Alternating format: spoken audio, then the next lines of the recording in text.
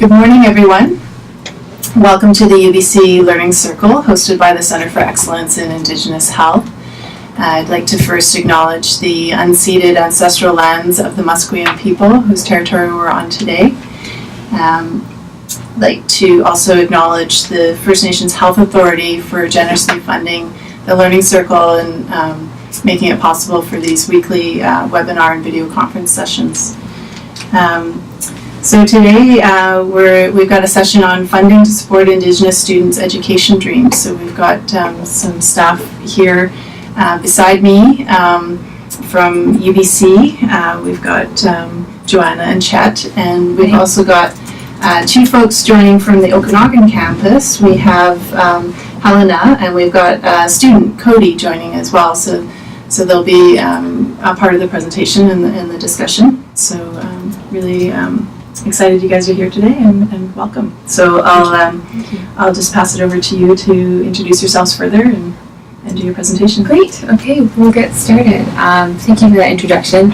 So we're here today to speak about funding to support Indigenous students' education dreams, so no small feat.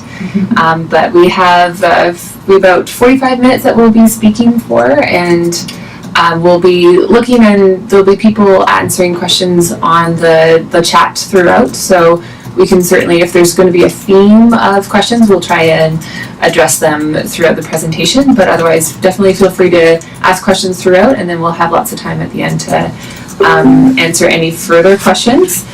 We'll introduce everyone speaking today. Take it away. Yeah, I'll start. My name is Chet Minag. I'm originally from Ontario. I'm Anishinaabe from Beausoleil First Nation. I'm here today in my role as a recruiter advisor for Aboriginal students. Thank you. My name is Joanna Ludlow. I'm an enrollment services professional. I've been in the role for about 5 years now. It's mostly surrounding financial advising for Aboriginal students, and then all students as well, before they come to university, while they're here, and then helping them achieve their dreams in the world. And I'm originally from Northern Vancouver Island, and I was a student at UBC myself, so I understand that it can be quite the feat to both get to university and to be successful throughout. And then we have our partners in the Okanagan campus. We have Helena and Cody. Can we have them introduce themselves? Yeah. Hi, my name is Helena Patrician, and I'm an admissions and awards administrator on the Okanagan campus. I'm originally from Northern Alberta, but I've lived in the Okanagan for about 10 years.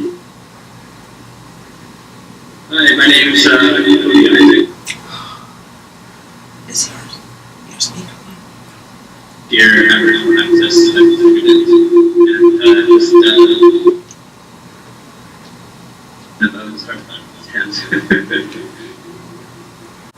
Okay, thank you for introducing you both. We'll hear more from both Helena and Cody later in the presentation.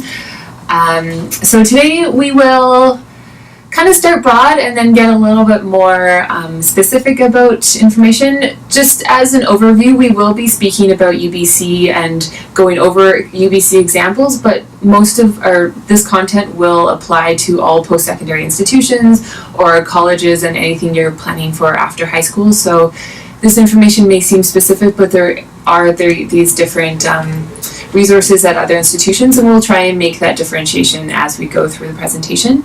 But Chet will take us through what does success look like, and then as well as the application process into post-secondary, and then both Helena and myself will speak about financial planning and why it's important for student success, and then we'll go into general and UBC specific financial resources, and Cody Isaac will help us kind of round out that information as well with his own experience.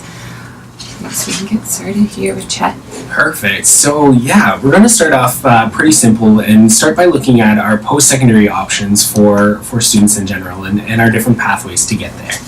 So a lot of the time people think that there's one direct path. You know, you go from high school, you go into university or college, you pick your specialization or your major, and then you go on to graduate, and then you find that dream job. But realistically, it doesn't always look like this. All right, sometimes, you start a family first. Sometimes you take a year off, you travel the world. So today, as we're going through, I'm going to highlight some of these different ways that you can go about getting into post-secondary education. And we're going to start off with the one that everybody knows first. And that's direct entry routes, so coming directly right out of high school. At UBC, and a lot of our partners or different universities have these direct entry routes for students coming directly from high school. Now, specifically at UBC, we have 16 different faculties that house 260 specializations. So what does that mean for your students, or for you as a student? It means that you have a little bit of research to figure out what you want to do as a student, and that's okay. So once you actually figure out where you want to go, what you want to learn about, figuring out how to get in there is the next step. Now, if you have a look at the screen, our faculties here, they change per campus that you're looking at, as well as some of those prerequisites that I'll talk to you a little later on about will change depending on which campus or which area that you're going to. One of the things for our counselors in the audience is that don't assume that your students know what they're looking for. All right, that's our biggest tip that we have for you as counselors, because this is a time-consuming process. It takes a lot of time to sit down, to do the research, to figure out where you want to go. For myself, I had no clue. I just knew that I wanted to go on to post-secondary education, but while I was there, I discovered things that I liked doing. One of those things that I found really big for myself, because I took this direct entry route, was getting into drama, all right, and learning about plays, learning about how plays were written at different points in history. And for me, as a science major, that was a completely different way of thinking, okay? But because I found it interesting, I decided to go for it and to keep up with those studies. And the same thing can happen to your students, or happen to you as a student. You can start off in one way and then change your mind halfway through, and that's okay.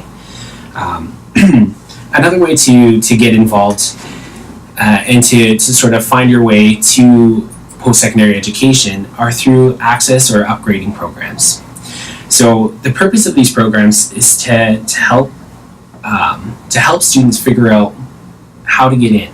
Right? Sometimes you might not have the right prerequisites, sometimes you might not have the right grades, and a lot of the times these programs are designed to make sure that you can be successful in post-secondary education no matter where you are at currently in high school.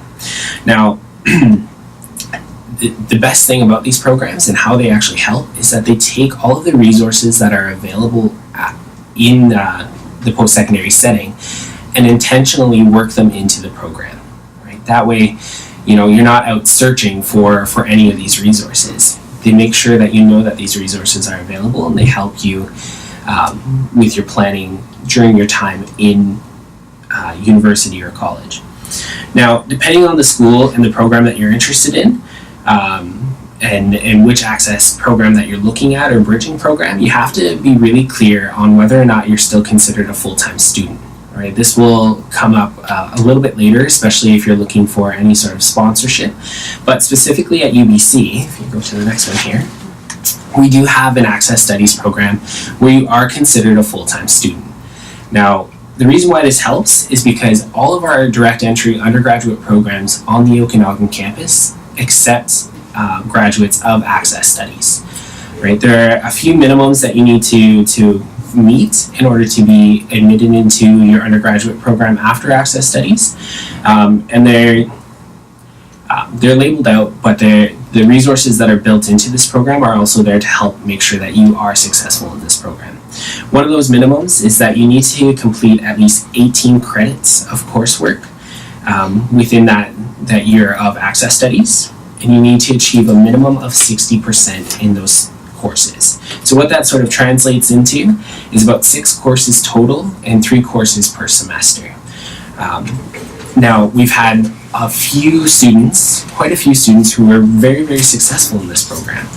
And like I said before, the idea of this program is to make sure that you are going to be successful no matter where you are in your education, no matter how you feel or how comfortable you are in the post-secondary setting. Another pathway that we like to highlight is transferring from college. Some students are not prepared for the rigor of university, and that's okay. Some students need to sort of dip their toes in the water and figure out if they want to do college level courses, and that's okay. That's a different pathway that people take. Specifically at UBC, we have a partnership with Langara College here in Vancouver that helps students prepare for their time if their end goal is UBC. Now, with this partnership, again, all of our direct entry undergraduate programs accept students from our transfer partnership with Langara. Again, you would need to meet some course minima, and one of those being a minimum of 2.67 GPA, and then complete all of the prerequisites that you need to get into the undergraduate program. So I guess it's a good way to sort of lead into how to apply for post-secondary education, no matter where you're at. So one of the easiest things to sort of realize is that there are three specific steps when you're applying to post-secondary education. The first one is making sure that you know where your application is and completing your academic profile. Now, at UBC, the academic profile looks at the courses that you've taken that cover your prerequisites for the faculties that you want to get into, but also who you are as a student, right? We want to know if you're going to be able to be successful here. We don't want to set anybody up for failure, and we want to support you as much as possible by making sure that you are going to be successful in this time. Now, for 2019, the admission process is changing a little bit. So we're trying to take a more holistic approach to identifying qualified students. And one of the biggest changes that's being made is that we're no longer just looking at your grade 12 grades. We're going to be looking at also your grade 11 grades. That being said, there's no reason to panic because none of the prerequisites for any of the faculties are changing. So if you've been advising students, or if you are a student and you've been planning to get into a specific faculty based on this year's information, that's still good. You're still going to meet those prerequisites, which you're going to have to do anyways. All right, we're just going to take another bigger look at the holistic picture of who you are as a student. For anybody who's advising our college transfer students, there's going to be no changes on the prerequisites or the requirements for those transfer students to get into post-secondary education. But again, the reason why we're doing this is because we want to provide ourselves more tools to help identify qualified students who are coming to UBC. And this is going to be beneficial for us because we're going to be able to see if a student is going to be successful or if a student is going to be interested in a lot more things, and we want to help support those interests. Another really big thing when you're applying to post-secondary education, and this one is specific for UBC, is your personal profile. Now, your personal profile is really important because this is who you are outside of the classroom, outside of school. It tells us how you've been involved in community, but also what you've learned from community. One of the things that we like to share with people are the what, the so what, and the now what. Right? So what was it? Tell us what it was, what you did, what you experienced. So what? What did it mean to you at that point in time? Right? And then now what? What did you learn from it? Right? What did you learn to make you a better person, to make you a better student? Right? These are things that we like to ask students about. Now, if you want to go on to the next one here, so the personal profile tips, some of these things that we go through, and we read every single personal profile of every single applicant that comes into UBC. Right? When you're writing, you want to reflect on what you are writing. You want to reread and review your personal profile. Right? These are really, really simple steps for anybody to be successful when they're writing their personal profile. Excuse me. Some possible topics that you can include are community and family involvement, some roles in your community, extracurricular activities, and the list goes on and on. For myself, for example, I spent a lot of time growing up on the powwow trail.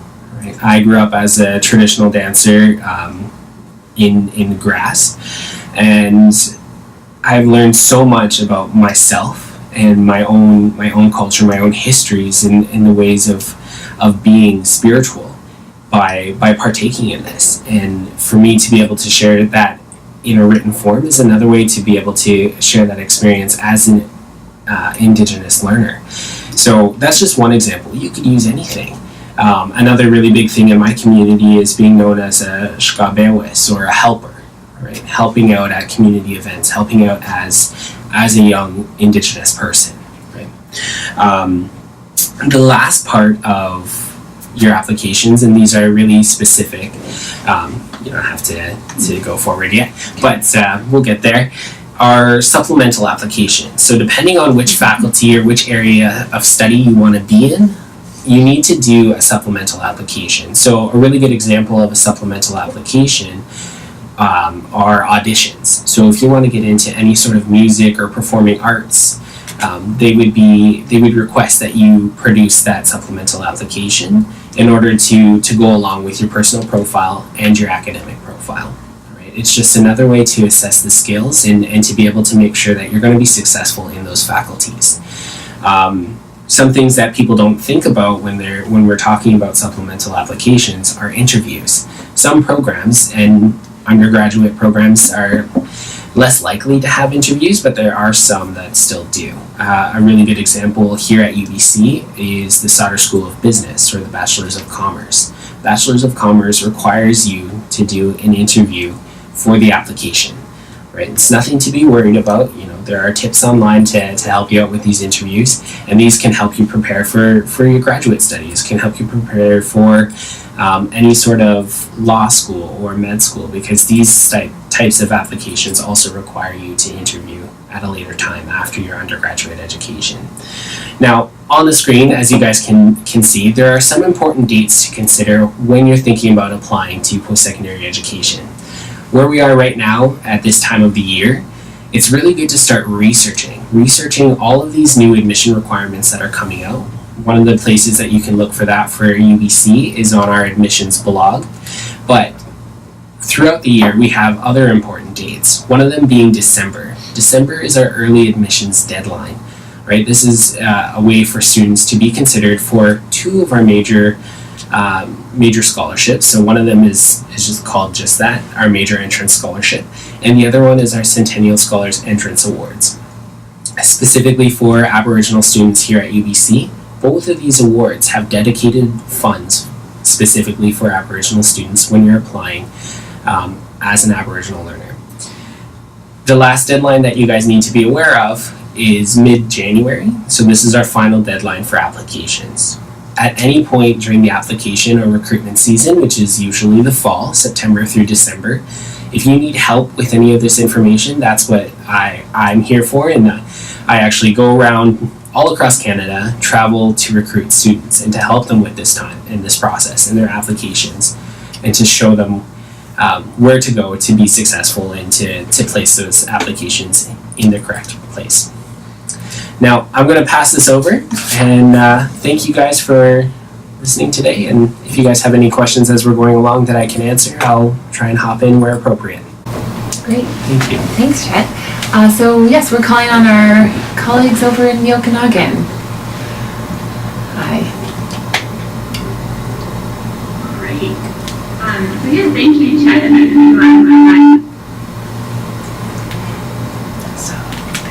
you, so I'll be trying. Can you turn your speakers on? Okay. That's great. As two really large kind of award pools. One of them is the Major Entrance Scholarship, and that award or that scholarship is for students who apply by December 1st. So there is no additional documentation that students need to submit.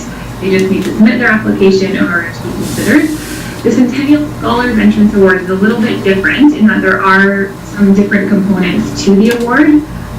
The award is meant for students who have significant financial needs, so who are academically qualified to come to UBC, but who wouldn't be able to attend without significant financial contribution. And these awards range in value. In the Okanagan, it can be up to $40,000, and that's $10,000 a year payable over 4 years. And in Vancouver, there is a full ride scholarship available for students.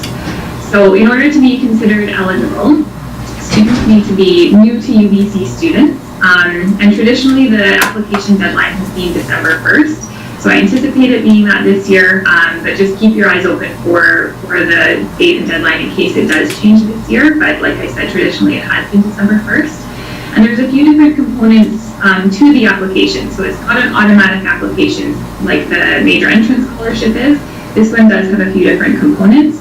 So if you are considering applying, or if you're working with a student who's considering applying for this award, I recommend starting early and looking at all of the components. So one of the pieces that we do require from students is that they fill out a description of circumstance. So every student's circumstance is very different. I've been on the committee for this award for a few years now, and we see so many different student circumstances. So we're looking for that. It's almost like an essay, so students will want to be thinking about what they can outline in that, to outline why they need the award, why they need the significant financial contribution. Another element to the application is the parental information. So parental or guardian information. So students will have to indicate a bit of information about their parental situation and income information and things like that, just to determine eligibility. And then students also do need to have a reference to be able to fill out the form. So all of that information will be online, but it is a good idea to get a bit of a head start and to encourage your students to apply for this award, because it is meant for students with significant financial needs. The next piece that I'll chat about is the tuition waiver for students who have experienced lived experience in care. So we do have a UBC tuition waiver program, and there is also a government tuition waiver program that was announced last September. So if anybody has experience living in government care, I definitely encourage you to connect with UBC. And how it works is you'll essentially fill out the consent form and send it to us, and then we confirm with the government that you're meeting the eligibility criteria. It is a little bit different this year because there are two different programs. So what happens is first we send off the consent form to see if you're meeting the government tuition waiver program, and if not, we do have the UBC tuition waiver program still in place. So the eligibility criteria are a little bit different. They do overlap in many ways, but the idea is hopefully we can catch any students who don't fall into the government criteria. They will fall into the UBC criteria, hopefully. And so that tuition waiver program is available for students who meet the criteria. Students only need to fill it out one time. And if you're approved for the tuition waiver, then that tuition waiver will follow you through the duration of your degree. So every September and January, you take summer courses, your tuition will be waived. So again, in terms of applying, it's a matter of connecting with us on our YOE website. There's a tuition waiver application form basically, and you'll connect with either myself in the Okanagan or Linda Hallam or Helen Nugent in Vancouver. And we can work through and walk through the process with you to learn more about the tuition waiver and to determine if you're eligible. So definitely an option for some students. Ooh. Great, thanks so much, Helena. And we'll return to the Okanagan in a moment to speak with Cody. So I do have go ahead. Mika has a quick update. So the quick update was about the Centennial Scholarship, and for the upcoming admission cycle, Aboriginal students on both the Okanagan and Vancouver campuses will have a full ride Centennial Scholarship option. So definitely encourage all students to apply for the Centennial Scholarship when they are applying to UBC, just because there's a whole range of scholarships available for students. Thank you. So our next slide, we really do just want to speak generally about how university advisors can help students. I do recognize it says Heath and Wellness in the middle. I just, you can move past that now. It is we always use a honeycomb shape. I'm not sure exactly why. Maybe to represent that all of these different segments do have specialized staff working in these offices, and their whole job is to help students in these specific fields, and they're also very much connected. So if a student is connected in some way to an admissions or to a recruitment advisor, they can be easily connected to another staff member who can help them in specifically for what they need. So when we speak about health and wellness, that is quite general, but there are specific advisors around student health or around counseling and around any kind of academic wellness that a student might be facing. And then there's tuition financial planning, which is kind of my realm, not just mine. There's a lot of students on this campus. Finding a community, really just that students can feel overwhelmed by the number of options available to them, but there are certainly lots of great specialized staff that can help them out. It does require a little bit of impetus from students to seek out those resources. So it can just be one of those sectors that they connect with, but then for them to ask for those services is certainly a big challenge, and we recognize that. We do definitely reach out to students as much as possible to kind of nudge them in our direction, but of course we can't always kind of be in someone's ear and speaking to them about everything that they might need. So we do need them to sometimes reach out to us. That was certainly a challenge for me as a student, that not recognizing the plethora of different options available to myself, and therefore kind of missing out on lots of great resources that you would get as a student at any university campus, not necessarily just UBC. So when we speak generally about finances, we do know that students are very much interested in finances and learning more about finances, and I love speaking about finances because they're really stressful, because even as a financial advisor, I still feel a little bit of anxiety around looking at my own budget and tracking my spending, just because it is a very vulnerable thing to look at. We do see that 81% of Aboriginal students on our campus have either scholarships, bursaries, or grants helping them fund their time here. And I do really want to point out grants here. When we're speaking about these kinds of grants, we are speaking specifically around government grants, which are available to students if they do apply for government student loans. We do see a lot of students not really wanting to get into debt right away, and another fun, scary word is debt. We do see that lots of resources for students go kind of unclaimed because of maybe a little bit of anxiety around the idea of going into debt. There's certainly lots of ways to manage those loans, but also just to apply for grants and not necessarily always accept that loan. So basically, we never know exactly what you might be eligible for in terms of government funding, so we always encourage students to apply. And then to kind of see what they might be eligible for, and then make a financial plan depending on what that assessment comes in at.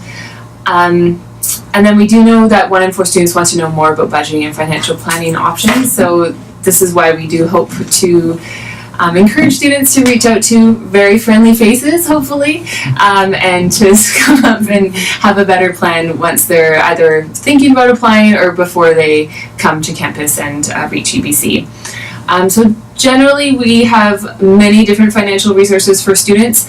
I will say that no student will just access one of these resources throughout their time at university. It usually is a combination, and as many of these resources on the screen as you can access, definitely the better. We will speak more specifically around sponsorship in a few slides. I will say that lots of students who are sponsored, even if they are fully sponsored, are still going to be eligible for government student loans and government grants, as well as scholarships and bursaries. So if a student is fully funded, they're like, well, I don't know. We see certainly that students still do need additional funding, even if they are fully funded from their band. So we do want students to make sure to diversify their financial options so that they can have as much success as possible. I think that was everything here. Generally, why is this important for students to know their options? It means that they can make informed financial decisions, and hopefully that would mean that with them having a plan for the 4 years or 2 years if they're in a diploma program, but 4 years or more if they're hoping to continue on in education, that for students to have a much better time at university and to have a lot less stress and unnecessary stress when it comes down to their finances. Certainly connecting with those staff members that we had as a whole can hopefully help reduce student stress and lead to better academic performance and a better time overall at the institution. We can move into a little bit more specific financial resources. And Cody on the Okanagan campus, if you're ready, we have a little bit of time for you to speak as well. Okay, hey everyone. So I just wanted to talk a little bit about scholarships, bursaries, things like this. I can tell you that there are a lot of scholarships and bursaries out there for Aboriginal students. Whether or not you're a mature student like myself, or if you are in high school and about to graduate from high school and take on the opportunity of going to post-secondary, there are a lot of scholarships that you can apply for. My biggest piece of advice for all of you is that if you read what the scholarships and bursaries say for requirements, read them, think about if it applies to you, but if you think that it doesn't, apply for it anyway, because a lot of these scholarships and bursaries go unclaimed, and I think that even though sometimes we're not sure if we fall into the prerequisites, we actually do. So that would be one piece of advice I can give you. The other thing I would say is that a lot of scholarships and bursaries that are offered would like to see volunteer experience. This is something that sometimes I even would like to see a letter from the volunteer organization that you work for, or maybe someone could write a letter on your behalf, whether it be, if you take care of your grandmother or some family members who are ill, maybe they can write a letter on your behalf saying, yes, I was taken care of for, this amount of time, and, I'm volunteering my time to help in the community, or whatever factor it may be. I think for myself, when I was planning to go to school, I did not actually have the support from my Indian band to go to school last September. So for me, it was really scary thinking about going to school and how I was going to pay for it. So this forced me to look into every avenue possible for funding, support, and help.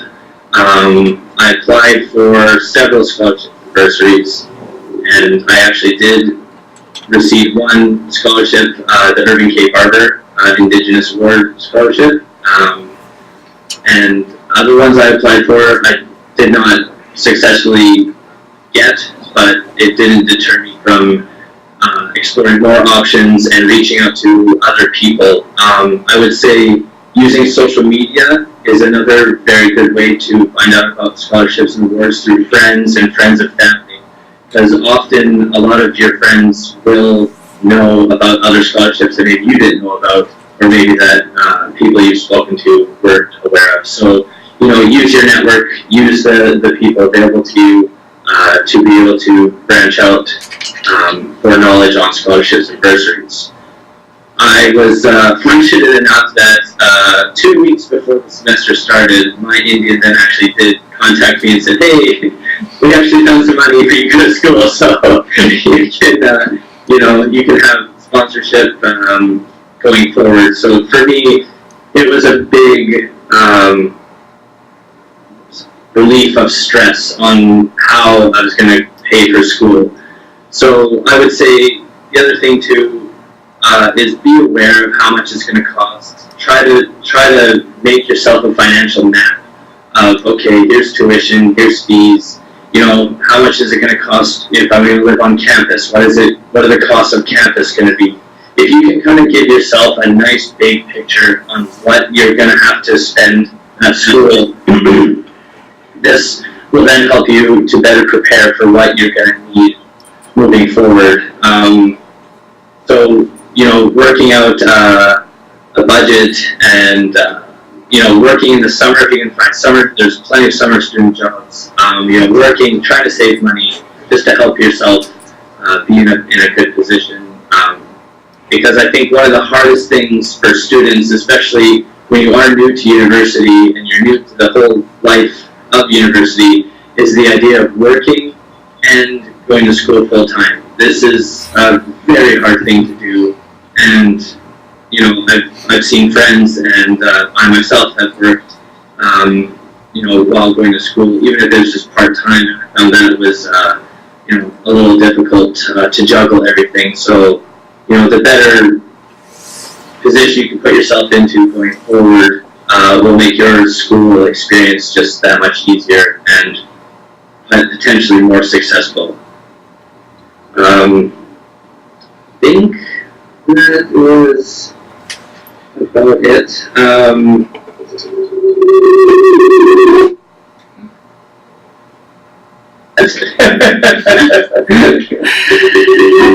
Awesome, thanks so much, Cody. You said so many great things. A few of the things were really just music to my ears, including the budgeting aspect.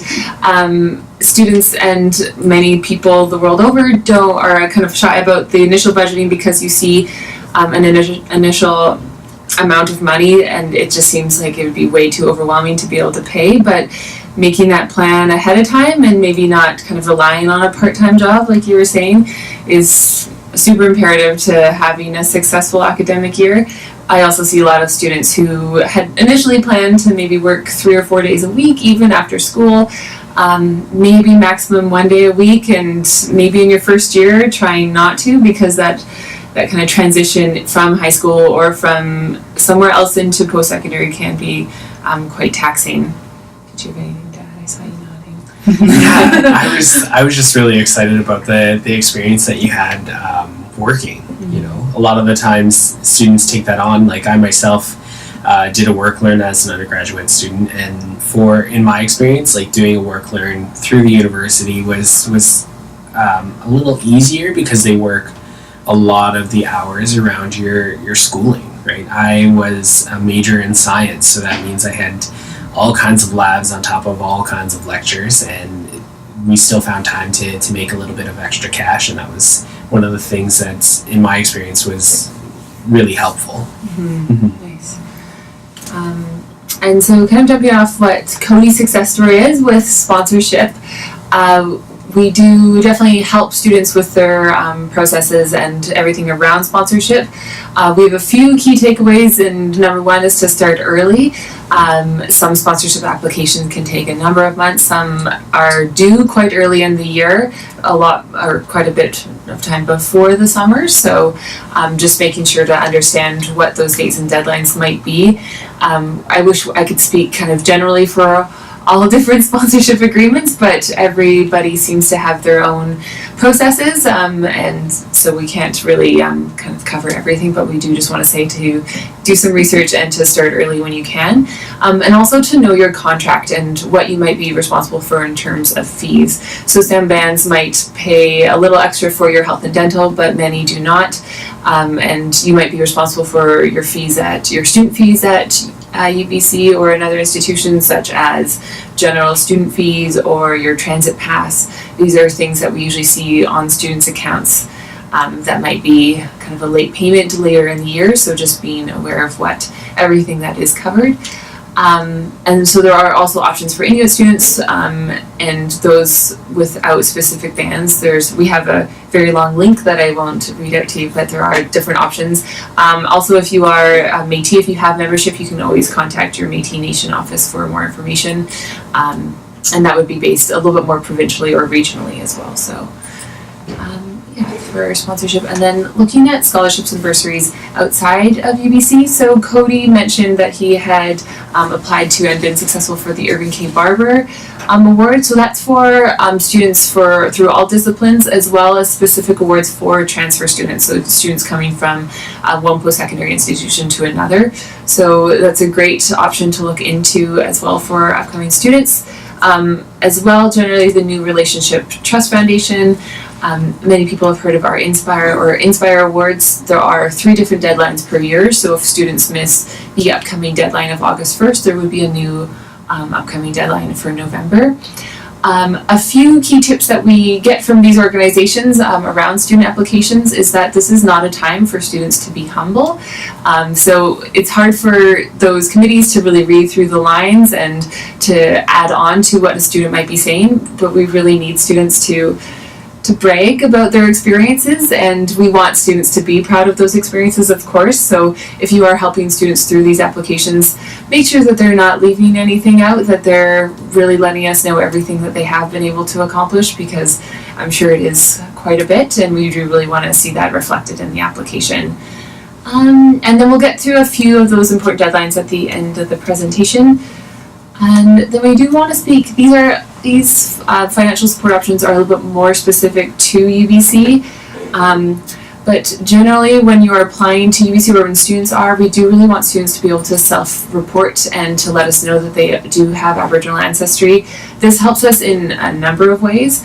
We do aim to get admissions decisions out to our Aboriginal applicants a little bit earlier, mostly to help with those sponsorship applications and to kind of help that whole process of planning out a little bit earlier.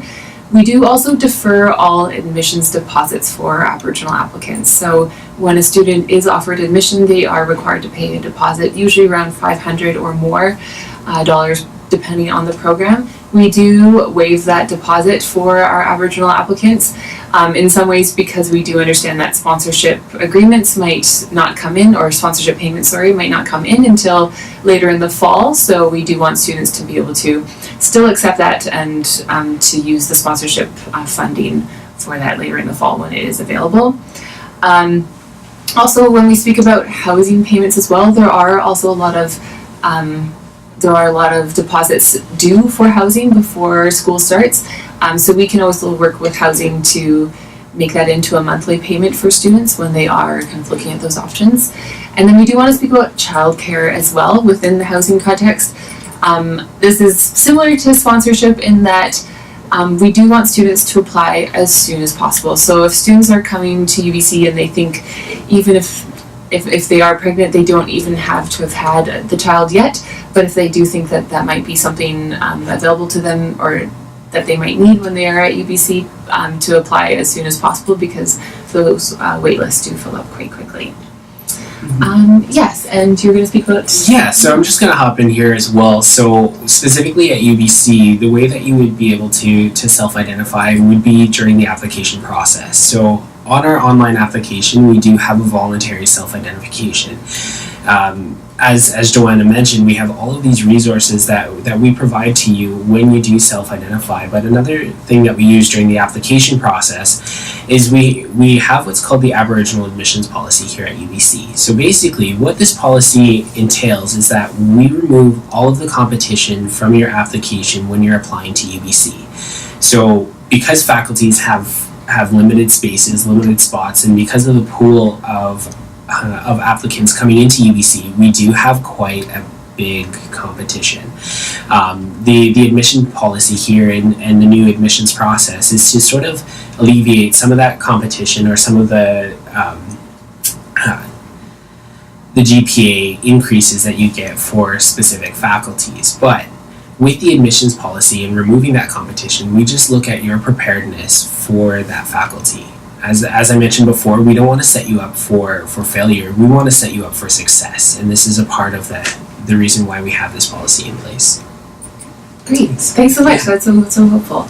And again, these are quite specific to UBC, but with a little bit more research, we are aware that many similar services are available at other institutions. So certainly look into those and contact those admissions advisors if they are available to you.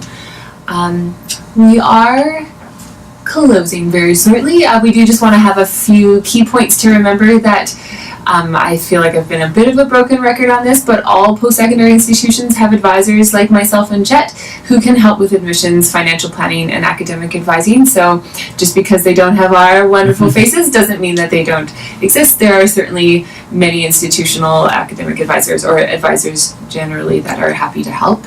And then at UBC we do have dedicated advisors and resources for Aboriginal students, and also sponsorship applications usually due around mid-spring, around April and May, so to do a little bit of planning and to apply early. And then we have a few upcoming key dates there for students. So the new Relationship Trust Foundation applications are due June 9th. June 1st through August 1st, we do have specific UBC Aboriginal awards available. So checking out our financial aid website there for those. Student government loan applications, we do usually encourage students to apply by July 15th so that everything is in order and so that students would be eligible for the UBC bursary. August 1st, the first and upcoming deadline for Inspire Awards, and then August 15th to September 15th, we do encourage students to apply to the UBC bursary at that time. And then we'll just finish off with our contact information. So the three of us here for Helena, the Okanagan, myself, and Chet, we are certainly always available to speak to anybody. And if we're not exactly the right person to speak to, we will forward them on and find the best person for you to speak to. But I think that's everything for now. We certainly are happy to take questions as they come up. But thanks so much for listening and for having us. Yeah, so if you have questions for any of the team here, so just type into the Q&A box there, and I'll relay the questions to them.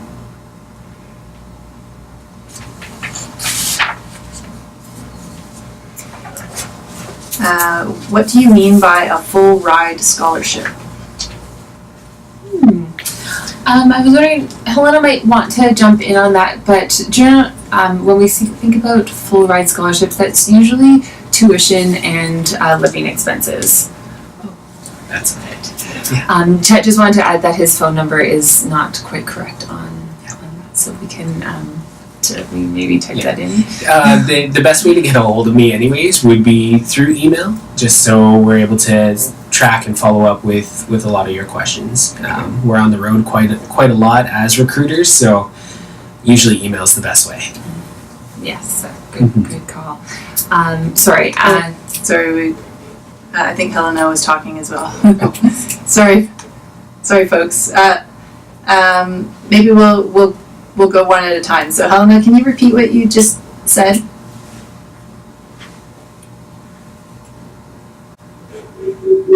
Hi. Oh God, I didn't realize somebody else was talking. Just to reiterate exactly what Joanna said, a full ride scholarship would take into account the cost of living in addition to tuition. So we can see them being upwards of $80,000 over the course of 4 years.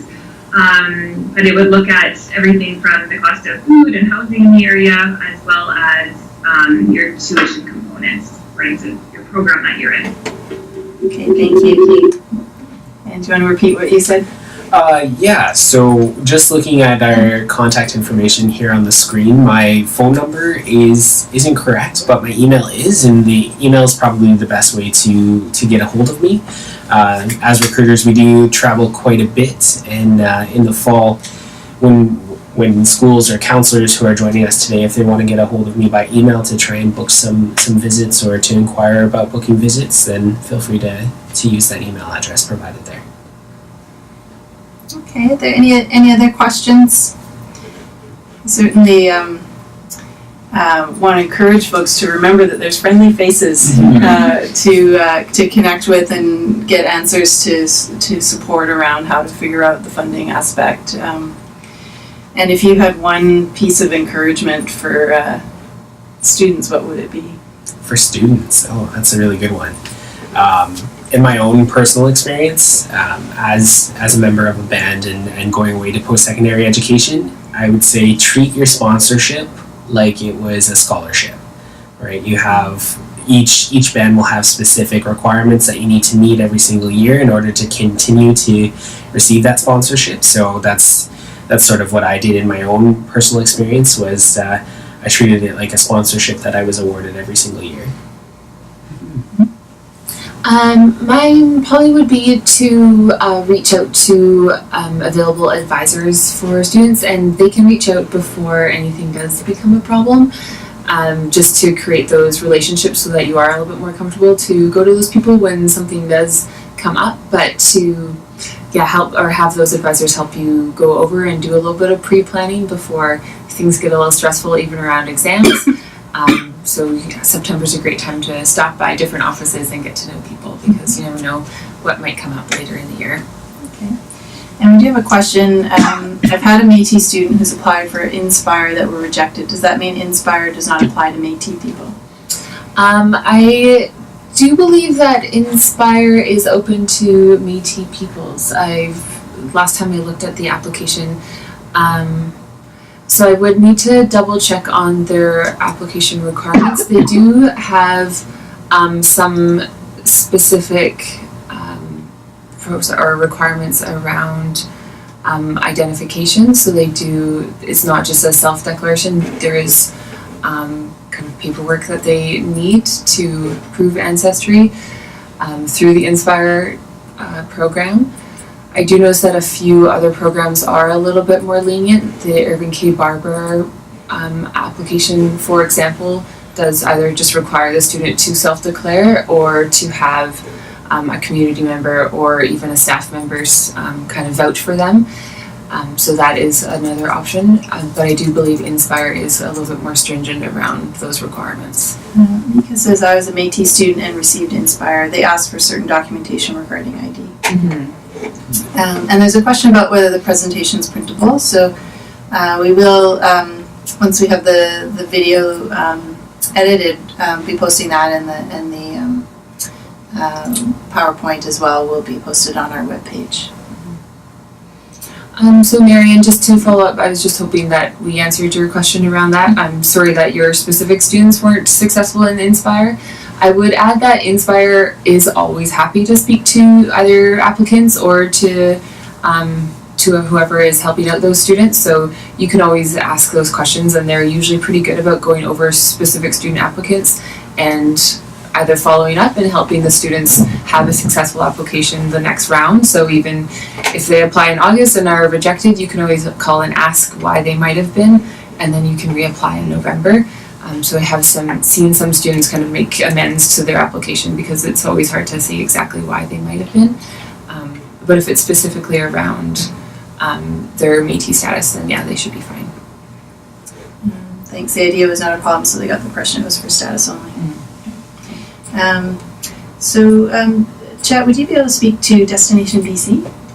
Yeah, definitely. So Destination UBC is a program for admitted applicants. So students who have been admitted to their faculties or programs of choice are invited to Destination UBC. So Destination UBC for Indigenous students here on the Vancouver campus will be hosted on April 27th through the 29th. I've been working with our admissions team to make sure that any applicants who have been admitted thus far have received some sort of communication with regards to Destination UBC Vancouver. Destination UBC Okanagan is going to be hosted May 10th through the 13th with specific program for Indigenous students known as the Indigenous Welcome on May 10th. So again, been working with the admissions team to make sure that any students who have been admitted to the Okanagan thus far have received some sort of communication. So if you are a counselor working with an admitted Indigenous student, please have them reach out to me if they're interested in attending either one of these events, depending on which campus they're admitted to, and I'd be happy to help them out with the registration, as well as with figuring out travel and arrangements, things like that. Specifically for the Vancouver campus, we do have limited space, so it's on a first come first served basis for now. If we fill up those spaces, we're going to try and work with our teams here to open up a few more spots. But as of right now, it is first come first served. So if you do have students who are admitted to the Vancouver campus, they should have received some sort of communications from the Aboriginal recruitment team. But if you'd like to follow up, or if we have any students in the chat who are interested and they want to follow up, please shoot me an email and I'll be happy to do that with you. Thanks. Okay. I want to ask Helena and Cody if you have any last comments as well.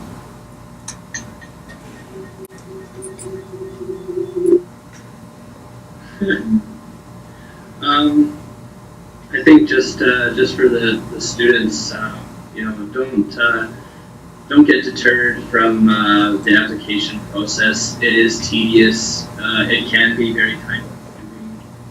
But if you have questions or concerns, utilize the support staff here that we have with Chet, Joanna, and Helena,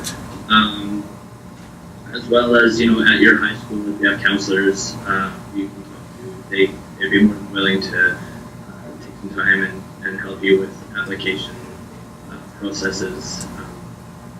That would be one of my final thoughts. Exactly what Joanna and Chet and Cody were saying. Help is always available, whether a student is coming in right now, at the beginning, or throughout the degree. So we always want to do our best to be available and helpful. So don't be shy to connect. We're here to help. Great, thank you. So I don't see any other questions at this point, so we'd like to thank you all for joining today, all of you for presenting, and all those who have joined on the webinar. I'd also like to thank Davina, who's in the room here too. Please keep an eye on our webpage and sign up for our mail list, and hope to have you all back again. So again, thank you all for today. Thanks for having us. Bye. Bye.